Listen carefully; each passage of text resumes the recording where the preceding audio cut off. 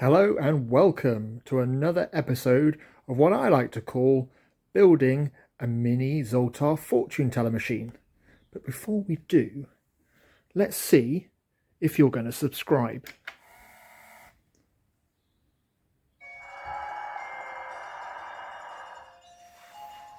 Are you going to subscribe?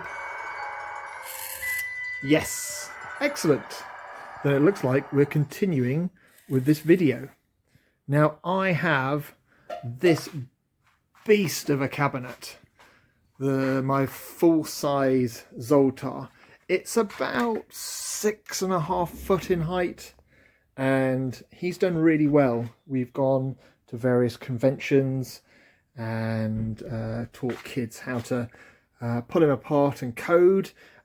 He is a bit tired and worn out, and he is too big. I've even cut the cabinet in two to make it easier to transport, but he's still really big. So what I'm going to do, I want to do a few more coding workshops with kids and teens to show them a more practical side to creative coding. So unfortunately this Zoltar is a little bit too big for that. So here is what I've been working on now. It is just a mini box that we can carry around, that instead of having an animatronic version of Zoltar, it has a screen with which plays a very, very simple animation, and I'm determined to get it collecting money as well. But that's the end goal, getting it coin operated. In the meantime, as you saw at the start, if we press the button, it will play a simple animation on screen. It's just a simple GIF with a sound effect, and then this little thing will point to a yes or no. So the idea is you put your money in, you press the button, the animation appears, you make your you ask your question, and it'll give you an answer of yes or no. Now the yes or no is 50-50. 50-50, so there's a 50% chance of it being yes and a 50% chance of being no. But if it's coin operated, I could not set a price. I could just have it on donation, and the bigger the donation, the more chance of the needle going yes, possibly. Anyway, that's for another time. But I really like the way this is working, especially now I've got a laser cutter and I've laser cut some bits and bobs for it, and it just makes it look a lot neater. Believe it or not, because I want this to be an educational box, believe it or not, this is purely running on two things. The first is Scratch. It's Scratch that works the animation and sound effects. And the second bit is the movement of the needle. The movement of the needle is all done via a Microbit. And the Microbit also runs the big chap here. So the Microbit controls the button press, the servo motors. There's one in here, and there's another one in here working the needle, and it also runs the logic of whether it's going to be yes or no. I have a pin spare on the board, and that is going to control the coin operation. This is coin operated as well, so you can see the coin slot here, although I do have a free play button there just in case, that I can override with a free play if you want to. So I'm just going to use the same mechanism I've got in here for Zoltar Junior, and it's nearly there. It's nearly all running nicely. It's an absolute rat's nest of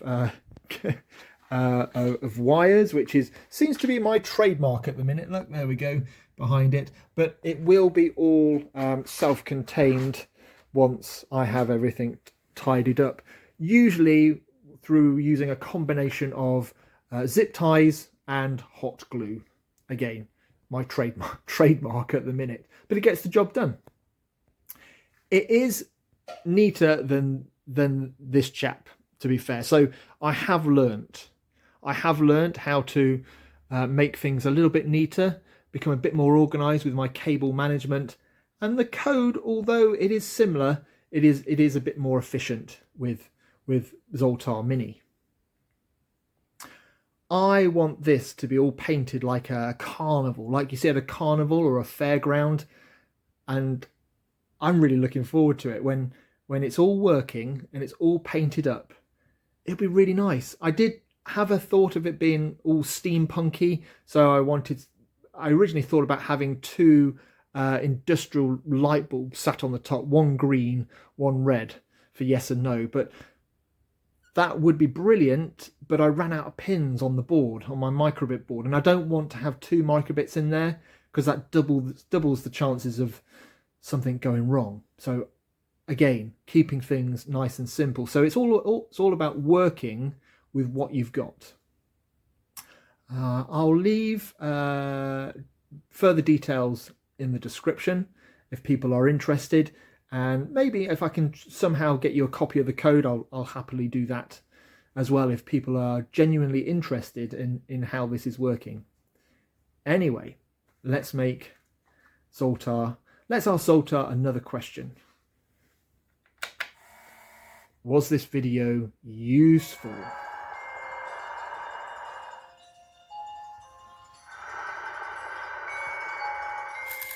No? Oh, I'll have to work harder then, definitely. I like the way it all resets like that. That's brilliant. Because sometimes the big chap gets stuck at a certain stage in the process. It will go along, work through its instructions and get stuck and it won't reset. But again, keeping things nice and simple in this case. Everything, once it's gone through the cycle, it will all do a reset, so everything knows where it starts and everything knows where it finishes.